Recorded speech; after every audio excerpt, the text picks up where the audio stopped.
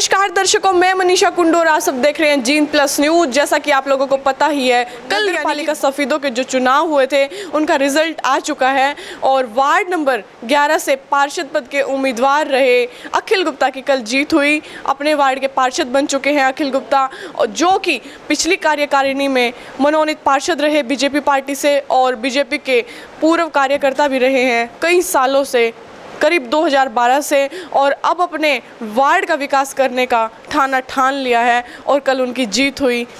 अखिल जी नमस्कार। बहुत बहुत नमस्कार। आपको बहुत बहुत बधाई देना बहुत बहुत धन्यवाद आपका, जो इतने व्यस्त समय में से मेरे पास आप पहुँचे हैं, आपका बहुत बहुत धन्यवाद। कितनी उम्मीद करी थी कि कितनी भारी वोटों से जीत होगी और कितनी वोटों से आपकी जीत हुई? देखिए, मुझे पूर्ण विश्वास था कि मुझे वार्ड्स में जितनी वोटिंग हुई है उसकी 50% वोटें मिलेंगी और लगभग 50% वोटें मैंने पाई भी हैं। और जिस विश्वास और जिस उम्मीद के साथ मैं वार्ड की जनता के बीच में पहुंचा था, वार्ड ने मुझे उस उम्मीद पर खरा उतारा है और उनकी उम्मीदों पर मैं खरा उतरने का काम करूंगा। बात करें कल जब रिजल्ट आया तो आपके वार्ड वासियों में कितनी खुशी की लहर देखने को मिली? देखिए, जब रिज़ल्ट आया, क्योंकि मैं खुद काउंटिंग एजेंट था और मैंने खुद काउंटिंग में अंदर था और मुझे नहीं पता था कि बाहर का माहौल क्या होगा, क्योंकि काफ़ी दूर हम लोग थे, अंदर फ़ोन की व्यवस्था नहीं थी, किसी प्रकार से कोई व्यवस्था ऐसी नहीं थी कि हम अपनी सूचना को बाहर तक पहुंचा सके। लेकिन जब मैं बाहर निकला और मैं देखकर हैरान था कि मेरा पूरा वार्ड वहाँ बाहर खड़ा था और वो खुशी से इतने झूम रहे थे कि उनको वास्तव में लग रहा था कि अखिल नहीं, हम सब जीते हैं। और जो मेरा एक कैंपेनिंग में चल रहा था कि हर व्यक्ति अखिल गुप्ता, वो सभी अखिल गुप्ता थे और कल सबकी जीत हुई है, अखिल गुप्ता की जीत नहीं हुई है। आप मनोनीत पार्षद भी रहे हैं और बीजेपी के पूर्व कार्यकर्ता भी रहे हैं, तो कुछ आरोप भी लगे आपके ऊपर कि आप बीजेपी के कार्यकर्ता हैं इसलिए आपको पार्षद बनाया गया है, इसके ऊपर आपका क्या कहना है? देखिए, पहली बात तो मैं कार्यकर्ता पूर्व नहीं, वर्तमान भी कार्यकर्ता हूँ। मैं भारतीय जनता पार्टी का एक पदाधिकारी हूँ और दूसरा, जो मनोनीत पार्षद बनते हैं वो पार्टी के कार्यकर्ता ही बनते हैं, क्योंकि ये एक संवैधानिक चीज़ है। और मैंने पूर्व में चुनाव लड़ा, लेकिन किसी कारणवश मैं चुनाव हार गया, तो उसके बाद पार्टी ने मुझे मान सम्मान देते हुए मनोनीत पार्षद का दायित्व दिया। और मैं आज ये मानता हूँ, जो मैं इस चुनाव को जीता हूँ, कहीं ना कहीं जो मेरा कार्यकाल रहा, जिस कार्यकाल में मैंने वार्ड वासियों की सेवा की, उसी का परिणाम आज मुझे मिला है। जो प्रलोभनों से दूर होकर वार्ड वासियों ने मुझे अपार स्नेह और अपार प्रेम देकर इस चुनाव में विजयी बनवाया है। जब इलेक्शन, जिस दिन इलेक्शन की डेट थी यानी कि 19 तारीख को, तो सरस्वती स्कूल में कुछ छोटी सी नोक-झोंक दिखाई दी कि आप बीजेपी कार्यकर्ता हैं इसलिए आपको अंदर जाने दिया जा रहा है और जो दूसरे पार्षद हैं उनको अंदर एंट्री नहीं दी जा रही है। देखिए, कई बार ये होता है कि कोई राजनीतिक व्यक्ति होता है तो सामने वाला उसके लिए भ्रम पाल लेता है, जबकि ऐसा कुछ नहीं था। देखिए, प्रशासन वहाँ व्यवस्था बनाने के लिए आया हुआ था। एक छोटी सी वहाँ दिक्कत ये आ रही थी कि आप मेरे ऊपर आरोप लग रहे हैं कि मैं पार्टी कार्यकर्ता हूँ या प्रशासन मेरे हाथ में था और इसलिए मेरे को अंदर आने जाने दिए जा रहे थे। लेकिन वास्तविकता ये थी, वहाँ सभी कैंडिडेट्स के परिवार खुद गेट पर खड़े होकर वोट मांग रहे थे, जिसकी मैंने खुद प्रशासन से शिकायत की थी। मैं कहा, आपसे निवेदन है कि कोई भी कैंडिडेट का परिवारजन गेट पर ना खड़ा हो, केवल अपने बूथ पर खड़ा हो। और जब उन्होंने इस बात को संज्ञान में लिखा कि ये आचार संहिता का उल्लंघन है, आप गेट पर खड़े होकर किसी के लिए वोट नहीं मांग सकते, तो उन्होंने इसको संज्ञान में लेते हुए केवल उस कार्रवाई को किया कि सभी को, चाहे वो उसमें 11 वार्ड के पार्षद के प्रतिनिधि रहे हो या 12 के रहे हो, उनको सबको वहाँ से हटाकर उनको अपने बूथ पर भेजने का कार्य किया था। इसमें अगर मैं ये कहूँ कि कोई मेरा दबाव प्रशासन पर था, ऐसा कोई विषय नहीं आता। लेकिन कहीं ना कहीं राजनीतिक ओहदा होने के नाते प्रशासन से मिलते रहते हैं, जान पहचान बनी रहती है, तो उसके नाते लोग कह देते हैं वो आवाज़ भी आई कि ऊपर से फ़ोन करवा रखा है, दबाव है पुलिस के ऊपर। इस प्रकार का कोई भी कार्य नहीं था प्रशासन पर दबाव बनवाने का। और इस प्रकार के कार्य तो मैं समझता हूँ नासमझ में तो करा जा सकता है, लेकिन वास्तविकता में इस प्रकार के कोई कार्य नहीं होते। पार्षद बन चुके हैं आप, तो पहली कलम से वार्ड के लिए क्या कार्य करना चाहेंगे? देखिए, मेरा काम जो सबसे महत्वपूर्ण मुझे वार्ड का लगा, मेरे वार्ड का जो भाट कॉलोनी है उसमें कुछ सड़कें हैं गलियां हैं जो काफ़ी हद तक नीचे गई हुई हैं, मतलब नालियां उनसे ऊपर है और सड़कें नीचे हैं। सबसे पहले मेरा काम यही रहेगा, वो 5 गलियां जो नीचे हुई हैं उनको बिल्कुल प्रॉपर तरीके से नालियों की व्यवस्था करवा कर उनको ठीक करवाना।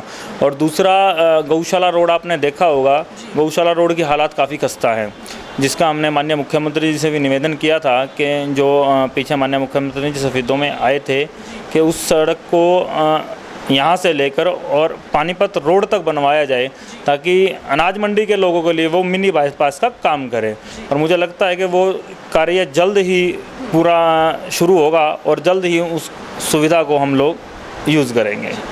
वार्ड की क्या क्या समस्याएं आपके सामने आई और किस तरीके की कार्य सारिणी बनाई गई है कि किस तरीके से आप वर्क करेंगे?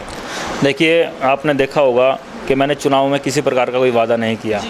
बड़े बड़े मैनिफेस्टो लोग दे देते हैं कि हम ये करेंगे, हम वो करेंगे। मैंने इस प्रकार का कोई भी प्रलोभन या कोई भी वादा वार्डवासियों से नहीं किया। मैंने एक ही वादा वार्डवासियों से किया था, आप मेरे पास काम लाएं और मैं उसको आपको करके दूंगा। और उसी प्रकार से जिस प्रकार मैंने चुनाव के दौरान घर घर जाकर वोट मांगी थी, उसी प्रकार मैंने कल जीतने के बाद भी घर घर जाकर प्रत्येक घर में पहुंचकर मैंने धन्यवाद देने का काम किया है। और कल धन्यवाद के दौरान ही मुझे जब बरसात की वजह से पता लगा कि कुछ गलियां हैं जिसमें काफ़ी पानी की निकासी की दिक्कत है, वो काम मेरा सर्वप्रथम रहेगा, क्योंकि आगे बरसात आ रही हैं। जैसे ही हमारी हाउस बैठता है और कार्यक्रम शुरू होंगे, नालियों की व्यवस्था सर्वप्रथम पहली कलम से मैं ठीक करवाने का काम करूंगा। दूसरा विषय वार्ड में लाइटों का है कि कुछ लाइटें लगी हुई हैं लेकिन वो लाइटें ख़राब हो चुकी हैं, क्योंकि काफ़ी समय से लगभग 1 साल का कार्यकाल नगर पालिका में पार्षदों का नहीं रहा और उस वजह से कुछ अव्यवस्थित सिस्टम, अगर मैं कहूँ, नगर पालिका में रहा, तो वो भी हम कार्य ठीक करवाने का काम करेंगे। तीसरा, अगर बात करें पूरे शहर की, अगर मैं बात करूं तो सफाई व्यवस्था कहीं ना कहीं चरमराई हुई है। उसका कारण अगर आम जनता होने के नाते हम आरोप लगा सकते हैं, लेकिन वास्तविक उसका कारण है कर्मचारियों की कमी होना। क्योंकि नगर पालिका में जिस समय हम मनोनीत पार्षद रहे, उस समय भी हमने 40 कर्मचारी नगर पालिका में लगाए थे और लगभग उन्हीं की वजह से कुछ 40 कर्मचारी वो थे, 60-70 कर्मचारी और थे। लगभग 100 कर्मचारियों का एक स्टाफ होने के बाद सफाई व्यवस्था में लगभग सुधार आ गया था। लेकिन उनका टेंडर ख़त्म होने की वजह से वो सभी अब अपने घर हैं और लगभग अभी नगर पालिका में मुश्किल से 50 कर्मचारी, और मुझे नहीं लगता कि 50 कर्मचारी इतने बड़े शहर को संभाल पाएंगे। और इसी कड़ी में पूरा जोर रहेगा कि नए से नए कर्मचारियों की भर्ती करके इस सफाई व्यवस्था को दुरुस्त कराने का काम किया गया है। और कुछ विशेष आप अपनी तरफ से क्या करना चाहेंगे वार्ड वासियों के लिए? देखिए, मेरा एक एजेंडा है प्रमुख वार्ड वासियों के लिए कि वार्ड के अंदर किसी पार्क का निर्माण करवाना। क्योंकि अभी मैंने जब पूर्व कार्यकाल था मेरा, आपने देखा है हमारे वार्ड में पुलिस लाइन बनी हुई है और तब तक ये एरिया बिल्कुल खाली था। तो मैंने नगर पालिका से बातचीत करके और पुलिस कर्मचारियों से बातचीत करके, जो हेड ऑफिस में, क्योंकि पार्टी के अधिकारी है, हम सांसद महोदय से मेरी इस विषय पर बात हुई थी कि हमें इस ज़मीन को कुछ समय के लिए, जब तक यहाँ पर पुलिस लाइन नहीं बनती है, हमारे को दिलवाया जाए नगर पालिका को, ताकि हम इसको व्यवस्थित करके एक पार्क नुमा रूप में दे दें, ताकि यहाँ के आसपास के लोगों को इसका फ़ायदा हो। लेकिन किस्मत ही ऐसी रही, जिस प्रकार हमने पास करवाने की बात करी, उसी प्रकार उन्होंने कहा कि जी इसके ऊपर तो पुलिस लाइन का निर्माण शुरू होगा। तो उसी विषय में अभी हमारी बात चल रही है कि 11 और 12 वार्ड के बीच में रेलवे की कुछ ज़मीन खाली पड़ी है। हम कोशिश करेंगे 11 और 12 वार्ड के दोनों पार्षद मिलकर कि उस ज़मीन पर किसी प्रकार से पार्क का निर्माण करवाया जाए, ताकि दोनों वार्डों के लोगों को, क्योंकि मंडी में आप देखते हैं किसी प्रकार का कोई पार्क नहीं है। शहर के एरिया में हमारे 3-4 पार्क हो जाते हैं, लेकिन मंडी का एरिया पार्क से विहीन है। और बच्चों को खेलने के लिए, जैसे छुट्टियां हैं गर्मियों की, तो इस समय तो पार्क की व्यवस्था ही पूरे शहर में नहीं है। तो पूरा प्रयास रहेगा कि मंडी के एरिया में किसी प्रकार से किसी पार्क का निर्माण करवाया जाए। आपके वार्ड वासियों के लिए कोई संदेश? मेरा वार्ड वासियों से संदेश नहीं, आग्रह है। जिस प्रकार मैं वोट मांगने के लिए आपके पास आया था, इसी प्रकार काम पूछने भी आपके पास आऊँगा। आप सबके पास मेरा नंबर है। किसी भी समय, किसी भी दिन, किसी भी टाइम आप मुझे किसी भी काम के लिए फ़ोन कर सकते हैं। इसके लिए मैंने एक व्हाट्सएप ग्रुप भी तैयार किया है, जो चुनाव से पहले मैंने तैयार किया था, वार्ड 11 प्रत्याशी अखिल के नाम से। अब उस ग्रुप का नाम वार्ड 11 सफीदो हो गया है, क्योंकि अब प्रत्याशी नहीं रहे हैं, अब हम पार्षद हो गए, अब हमारी जिम्मेवारी बढ़ जाती है। तो उस ग्रुप में मेरा टारगेट रहेगा कि पूरे वार्ड से प्रत्येक परिवार का एक व्यक्ति कोई ना कोई उसमें जुड़ा हो, ताकि उस ग्रुप के माध्यम से कोई समस्या हो और किसी कारणवश मैं फ़ोन नहीं उठा पा रहा हूँ तो कम से कम उस समस्या को उस ग्रुप में डालें, ताकि उस समस्या को मेरे तक पहुँचाने किसी ना किसी प्रकार से वो मेरे तक पहुँचे और उस समस्या का निदान किया जाए। धन्यवाद। बहुत बहुत राम राम जी सबने। मैं एनडी शोरे टीम का सदस्य कीर्ति कुमार सत्ता।